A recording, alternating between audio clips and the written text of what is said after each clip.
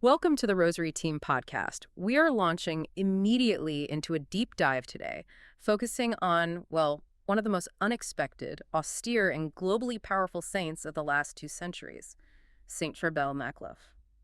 And this is, I think, an essential deep dive if you really want a shortcut to understanding the rich spiritual landscape of the East. Saint Charbel isn't just a figure of devotion.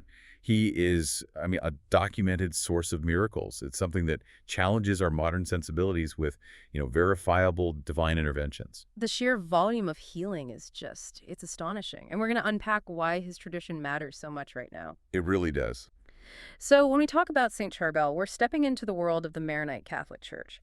Before we get to the man himself, we need some foundational context. The universal church structure is complex. What makes the Maronite rite so different?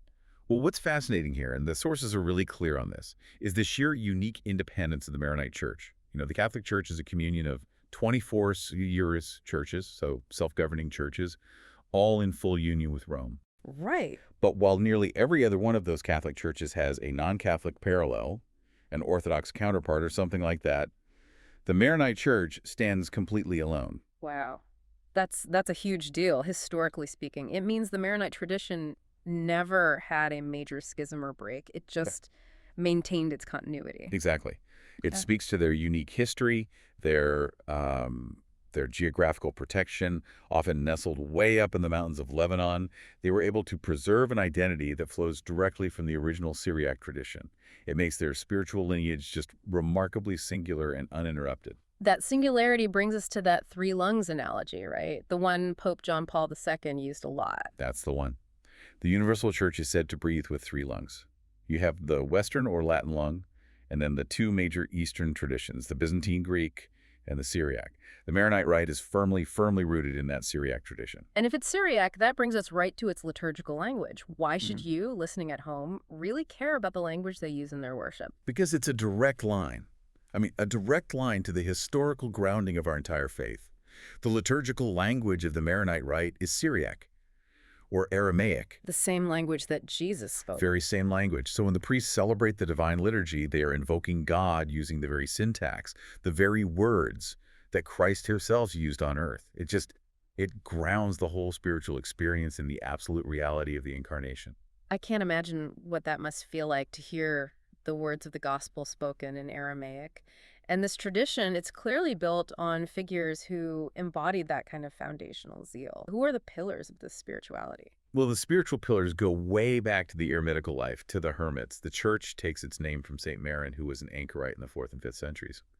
He really set the tone for this radical asceticism and contemplation. That commitment to the hermit life is the very heart of Maronite spirituality. And then you have the Syriac fathers, figures like St. James of Syro, known for his just profoundly beautiful theological poems and hymns that shape the liturgy. Speaking of beauty, I find the Syriac devotion to the Blessed Mother really compelling. It's so visual and symbolic. What does the Maronite tradition tell us about Mary? The sources convey this really deep and visual theology. Mary is understood iconographically as the canvas. The canvas. Yeah, the canvas upon which the face of Christ was drawn. It connects her directly to the physical reality of the incarnation. And when you look at her depicted, you often see this melding of two essential colors. Blue and red, I'm guessing. What are they symbolizing in her? Exactly. Blue is the color of humanity and red is the color of divinity. So they unite in Mary, signifying that she is the vessel where heaven and earth meet. She's literally the point of convergence, the origin of Emmanuel, God with us in the flesh. So she's the origin. But the tradition also gives her this unique eschatological significance through the Assumption. What does that mean for us? It means that the person who held the entire scope of Christ's presence, from his conception to his death and resurrection, is also the one who represents the closing of that chapter in human history. Her Assumption demonstrates the ultimate hope for all of humanity. It completes the circuit between heaven and earth that started at the Annunciation. That just contextualizes the entire tradition beautifully. And that deeply rooted spirituality of renunciation, of contemplation, is the perfect ground for the extraordinary life of Saint Charbel. Oh, absolutely. Charbel embodies that Syriac eremitical heart. He was born Yusuf Makhlouf in 1828 in Bekaa, Kafra, this tiny village clinging to the mountains near the Cedars of the Lord, over 5,000 feet up. And his path started in difficulty. His father died returning from compulsory service in the Ottoman Turkish army, leaving the family when Yusuf was just a boy. And when he entered the monastery at 23, he took the name Charbel. And we should probably make sure we're saying that name right. Yes, it's Charbel. The accent on the A in Syriac. It comes from Korbel, which means the history of God. He was named for a 2nd century martyr. After 16 years of community monastic life, he finally got permission to move to the hermitage of Saints Peter and Paul in Anaya, where he spent 23 years in just extreme solitude. His life there was a radical commitment to self-sacrifice. And the source material highlights one story that everyone knows, but it's incredibly difficult to process with modern sensibilities. His renunciation of his own mother. It's the hardest sacrifice, and it truly defines his vocation. When his mother came to visit him at the monastery, Yusuf, who is now Charbel, refused to even look at her face. He would only communicate with his ear. Wow. He chose the complete and voluntary renunciation of all earthly bonds, even the most sacred one, for the sake of a heavenly hope. It sounds so harsh, but the sources also say that this seemingly cruel choice became a profound source of consolation for people who have, lost parents early or suffered great grief. How does that tension even work? Well, it transforms an earthly tragedy into a spiritual choice.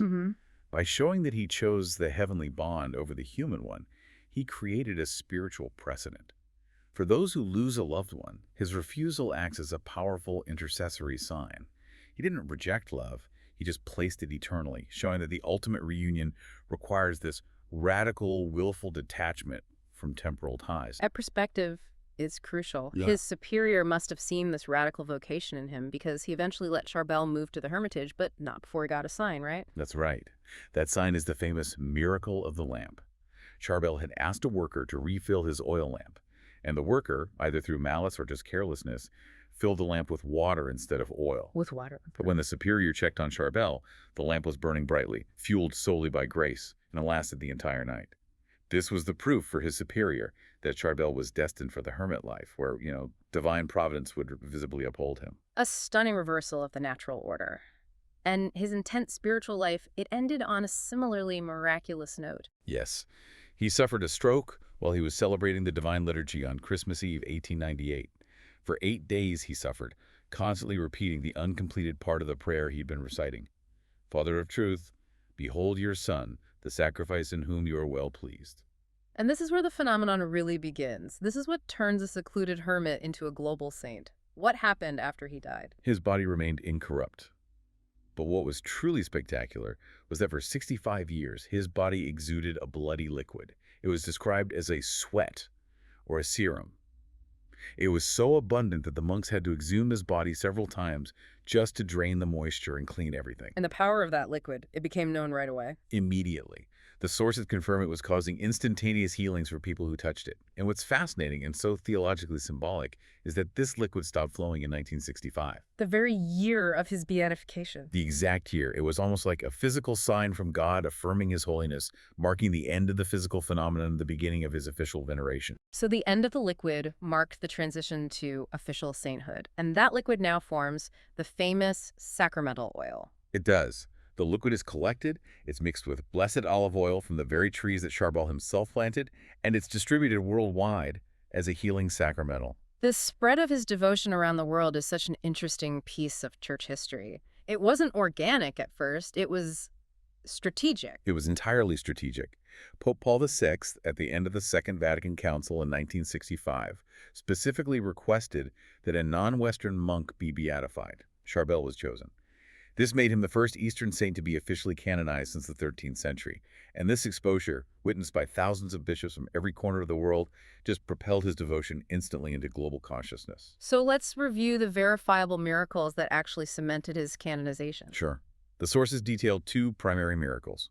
First, the healing of Sister Maria Abel Kamari in 1950. She was suffering from severe organ dysfunctions. Ulcers, liver, gallbladder, kidney failure, paralysis. She was vomiting blood. And she was instantaneously healed. And second, Mr. Alessandro Obeid, also in 1950, regained sight in an eye that had been blind since 1937. And we just saw, very recently in 2022, the highly publicized healing of Victoria in Lebanon. So what does all this mean for you, the listener? St. Charbel clearly works miracles for physical ailments, but what's the breadth of his intercession? Well, Pope Paul VI actually defined it very broadly. He called him the patron of those who suffer in soul and body. The breadth is astonishing. His intercession is sought not just for physical illness, but for psychological, emotional, and spiritual crises. I'm talking depression, anxiety, alcoholism, even profound marital crises. And this expansion into spiritual suffering brings us right back to the theological clarity we need here. Devotion to Charbel is fundamentally devotion to God. Precisely. We're not worshiping the saint. We are adoring the infinitely holy God who chooses to glorify himself through the intercession and power of his saints.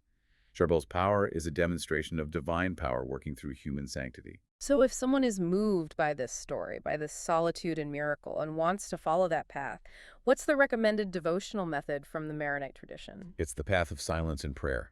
Charbel's life shows that withdrawal, even if it's not physically possible to go to a hermitage, and intense interior contemplation are the most powerful ways to draw near to God. Like Thomas Merton, these monastics show that true engagement with the divine happens in the quiet. That profound lesson, the power of silence, leads us perfectly to this incredible and initially contradictory story of the Maronite church built in Chihuahua, Mexico. Oh, this story is fantastic because it shows Charbel's direct, unexpected intervention, even when he's resisted. A priest in Chihuahua was tasked with building a new Maronite church. He had his own ideas, St. Mary, maybe Mother of God, but the name San Charbel was imposed on him, even though he didn't have a personal devotion to the saint at the time. So he's building a church he didn't want, dedicated to a saint he hadn't chosen. What happened? He had no money, none. He testified that this beautiful church, which is described as having intricate stone icons and relics, was built, quote, without money, only with prayer, tears, and suffering. It was an architectural miracle powered entirely by faith. That sounds completely unsustainable, yet the church was finished in just 5 years. It was, because, as the priest described it, resources just arrived unexpectedly. One person provided a huge sum of money that let them finish construction rapidly. The whole event was so historic that one patriarch blessed the land and then a different patriarch consecrated the completed church. It's a modern, concrete manifestation that Charbel's power works through prayer and surrender, overcoming all natural resistance and financial impossibility. That truly captures the essence of this deep dive. And if this synergy of Eastern tradition and verifiable miracle resonates with you, and you want to bring these spiritual riches into your own life, we have a resource for you. Now's the perfect time to explore the Maronite collection. We are trying to make these spiritual treasures, which have been preserved for centuries, accessible to everyone. You can find tangible devotional items that connect this incredible history to your daily life. Powerful St. Charbel icons, the unique shape of Maronite crosses, items reflecting the Syriac Aramaic tradition, and icons of other mighty Maronite saints like St. Rafka, the Blessed Patriarch Estefan el-Duwayhi, and the three blessed Masaki brothers who are on their way to canonization. And by exploring this collection, you're really supporting the mission to share these profound Eastern spiritual resources with the whole universal church. To find these items and dive deeper into the Maronite rite, please visit https://www.maronite.store. That's MARONITE.STORE. You know, the Maronite rite isn't just some obscure historical chapter. It is, as Pope John Paul II said, a synergy for the new evangelization. It offers this indispensable richness to the Latin tradition, with figures like St. Charbel acting as incredibly powerful spiritual companions. I think the provocative thought we can leave you with today builds right on that Chihuahua miracle. If a church, a massive physical structure, can be built from the ground up in a distant land solely on a reluctant priest's silent prayer and tears, what massive spiritual architecture can St. Charbel build in your life if you dedicate yourself to that path of contemplative silence he showed us? Start that history today. Embrace the silence and just see what the Lord writes through you. Explore the Maronite collection and the Syriac tradition further right now. Visit https://www.maronite.store for Maronite devotional products. Thank you for listening to the Rosary Team Podcast.